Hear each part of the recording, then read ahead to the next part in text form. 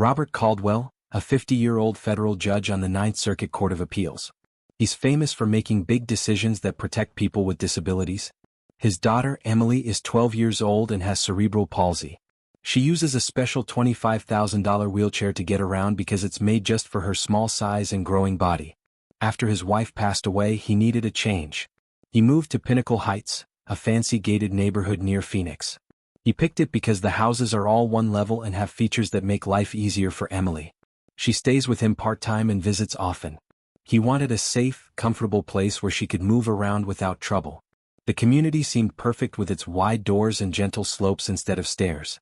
It's also close to her doctor's, just 15 minutes away. Her wheelchair helps her stay independent, and he made sure the new home would work for both of them. But he didn't expect problems with the HOA, the group that runs the neighborhood. Soon they'd cause trouble he never saw coming. Karen Mitchell is the HOA president of Pinnacle Heights. She's a woman in her 30s who loves control. She makes strict rules about how the neighborhood should look, and she doesn't like anything that doesn't fit her perfect picture. Emily's needs don't match Karen's ideas. Emily is a 12-year-old girl with cerebral palsy who uses a wheelchair to move around. Her wheelchair and the things she needs to live comfortably don't follow Karen's rules. Karen thinks everything in Pinnacle Heights should look the same: neat, clean, and fancy. She doesn't care that Emily needs help to get in and out of the house safely. Trouble starts soon after Judge Robert Caldwell and Emily settle in. One day, a letter shows up at their door. It's a violation notice from the HOA. The letter says Emily's portable ramp is a problem. The ramp is something she uses every day or when she visits her dad. It helps her get into the house without struggling. But Karen calls it an unauthorized modification. She says it's not allowed because it changes how the house looks from the outside. The HOA rules say no one can add things to their property without permission, and Karen didn't approve the ramp. Judge Caldwell is surprised. He picked Pinnacle Heights because it seemed perfect for Emily. The wide doors and flat entrances made him think it was a good place for her. He knows the law protects people like Emily. He's a federal judge who has spent years making sure disabled people get fair treatment. But Karen doesn't seem to care about that. She's focused on keeping the neighborhood looking fancy, not on making it safe or easy for everyone. The violation notice feels like a warning. It's the first sign that Karen Mitchell won't let Emily's needs slide. The letter isn't just a small complaint. It comes with a fine. Money Judge Caldwell has to pay if the ramp stays. Karen's strict rules start to feel personal. She doesn't talk to him about fixing things. She just sends the notice and expects him to follow her orders. It's clear she's in charge and won't bend, even for a little girl in a wheelchair. This is the beginning of a fight Judge Caldwell didn't expect to have in his own home. Judge Robert Caldwell isn't happy with the violation notice about Emily's ramp. He knows the law. He's a federal judge who has worked hard to protect people with disabilities. He decides to fight back. He writes to the HOA and asks for a formal accommodation hearing. This is a meeting where he can explain why Emily needs the ramp. He tells them about the ADA and the Fair Housing Act. These are big laws that say people with disabilities like Emily have rights to things that help them live normally. He thinks Karen Mitchell and the HOA will listen because the law is on his side. But Karen doesn't care. She's the HOA president and likes things her way. When she hears about the request, she shuts it down fast. She says, Pinnacle Heights isn't a playground for special needs. Her words are sharp and mean. She doesn't want Emily's ramp or anything else that looks different. To her, the neighborhood is about fancy houses, not helping people. She ignores the laws Judge Caldwell talks about. She acts like her rules are more important. This makes him mad, but Karen isn't done yet. The trouble gets worse.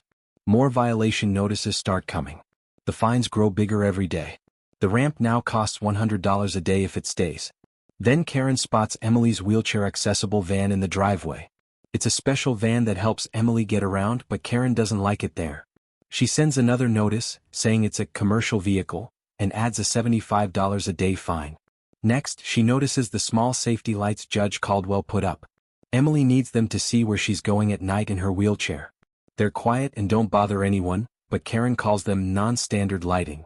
That's another $50 a day. The fines pile up fast, $2.25 every day. Judge Caldwell feels trapped. He moved to Pinnacle Heights for Emily, thinking it would be safe and easy for her. Now Karen's rules are making it hard. Every notice feels like an attack. He starts to see that Karen won't stop. She's watching his house, looking for anything she can punish. The tension grows and he knows this is more than just rules, it's personal. Karen Mitchell's anger doesn't stop with the fines. She starts focusing on Emily, Judge Robert Caldwell's 12-year-old daughter. Emily uses a wheelchair because of her cerebral palsy, but Karen doesn't like that. She says the wheelchair lowers the community's prestige. To her, Pinnacle Heights is a fancy place and anything different, like Emily's wheelchair, ruins it. She even complains about kids with equipment cluttering the sidewalks. She makes it sound like Emily is a problem, not a person. Her words sting, and Judge Caldwell can tell she's targeting his little girl. It's not just talk. Karen watches their house all the time. She walks by, staring at Emily when she's outside. She writes more notes saying the wheelchair shouldn't be seen. Judge Caldwell feels her hostility growing. He's not the only one who notices. Neighbors start whispering about Karen. They tell him about a man who used to live there, a veteran with a prosthetic leg. He had trouble with Karen too. She kept sending him violation notices and fines until he couldn't take it anymore. He sold his house and moved away. The neighbors say it's a pattern. Karen picks on people who don't fit her perfect picture. Judge Caldwell gets worried. He's a federal judge who knows about discrimination. He starts to think Karen isn't just mean, she's breaking the law. He decides to be smart about it. He installs security cameras around his house. They're small and quiet, but they record everything. He wants proof if Karen does something worse. He also keeps a notebook. Every time she sends a notice or says something rude, he writes it down. He saves every letter and takes pictures of the fines. He's building a case step by step. He senses something bigger. Karen's not just annoyed, she hates anything that looks like a disability. The veteran's story and her words about Emily make it clear. She wants people like Emily gone. Judge Caldwell knows he has to protect his daughter. The cameras hum softly and his notebook fills up. He's ready for whatever Karen does next because he's sure she won't stop. Her hostility is growing and he's determined to fight back. One sunny afternoon, Emily is playing in the backyard. It's a safe, enclosed space behind Judge Robert Caldwell's house in Pinnacle Heights. She's 12 and happy, rolling around in her wheelchair. Her special $25,000 wheelchair is parked near the patio while she rests. Suddenly, Karen Mitchell, the HOA president, walks by and sees it. Her face turns red with anger. She doesn't knock or ask, she grabs a sledgehammer from a nearby tool shed and storms into the yard. She yells, "No more junk ruining my neighborhood." Her voice is loud and mean. Judge Caldwell hears the shouting and runs outside. He's too late to stop her. Karen swings the sledgehammer hard. It smashes into Emily's wheelchair, crushing the light frame. She hits again, shattering the control panel into pieces. Sparks fly as the custom cushions rip apart. Emily watches from the patio steps, tears streaming down her face. She's scared and helpless as her only way to move gets destroyed. Judge Caldwell tries to get between them, shouting, "Stop it, Karen!" But she keeps going, lost in her rage. The noise brings neighbors out. They stare in shock. Some pull out their phones and start filming. Karen doesn't notice. She keeps yelling, "These kids don't belong here with their machines." Her words are full of hate. Judge Caldwell lunges to push her away, but he slips. His phone falls from his pocket and lands on the ground. It's recording everything, her screams, the smashing, and Emily's cries. The evidence is catching every second of the chaos. Karen swings one last time, breaking the wheelchair completely. It's a twisted mess now, useless. Emily sobs louder, and Judge Caldwell pulls her close, his heart racing. The neighbors keep filming, horrified. Karen finally stops, breathing hard, the sledgehammer still in her hands. She looks around, realizing people are watching. But it's too late. The damage is done. Judge Caldwell picks up his phone, still recording, and glares at her. He knows this isn't just about rules anymore, it's a crime. Emily's tears soak his shirt, and he promises himself Karen will pay for this. The backyard falls silent, except for the sound of Emily crying. Minutes after Karen Mitchell smashes Emily's wheelchair, the police show up. Neighbors had called 911, shocked by the noise and violence in the backyard. Sirens echo through Pinnacle Heights as two officers step out of their car. Judge Robert Caldwell stands by Emily, holding her close. She's still crying, her broken wheelchair in pieces nearby. The officers walk over, asking what happened. Judge Caldwell hands them his ID, staying calm but firm. One officer looks at it and freezes. He says, "You're Judge Robert Caldwell, the disability law expert." His voice is loud and everyone hears. He knows the name from his training. Judge Caldwell wrote the rules that protect people like Emily. Karen Mitchell stands there, the sledgehammer still in her hand. She tries to look confident, but her face changes when she hears the officer. She starts to shake. The police turn to her and ask what she did. She mumbles about HOA rules, but it doesn't make sense anymore. The officer shakes his head and pulls out handcuffs. "You're under arrest," he says, listing the charges: trespassing, destroying property, and maybe even a federal hate crime. Karen's composure falls apart. She argues, "I was just enforcing standards." But the police don't listen. They lead her to the car as she stumbles, her fancy clothes wrinkled and dirty. Emily is a mess, tears all over her face, but she's not hurt. Her wheelchair is gone though, and that breaks Judge Caldwell's heart. He kneels beside her, brushing her hair back. "I'll fix this, Emily," he says softly. "I promise you justice." She nods, trusting him. He's not just her dad, he's a judge who knows the law inside out. He spent years fighting for people like her, and now it's personal. He stands up, watching Karen get put in the police car. His mind is already working. He knows the laws she broke, and he's ready to use his skills to make her pay. The neighbors watch quietly, still holding their phones. The officers take statements, but Judge Caldwell's ID changes everything. Karen didn't just attack a wheelchair, she attacked the wrong man's daughter. The police car drives off, and he knows this is just the start. Judge Robert Caldwell doesn't waste time after Karen Mitchell destroys Emily's wheelchair. He's a federal judge who knows how to fight back. He files complaints with HUD, the Housing Department, and the U.S. Attorney's Office. These are big groups that handle lawbreaking. He sends them proof, videos, notes, and finds Karen sent him. They start digging and find something shocking. Karen wasn't just mean, she had a plan. She harassed disabled people in Pinnacle Heights to make them leave.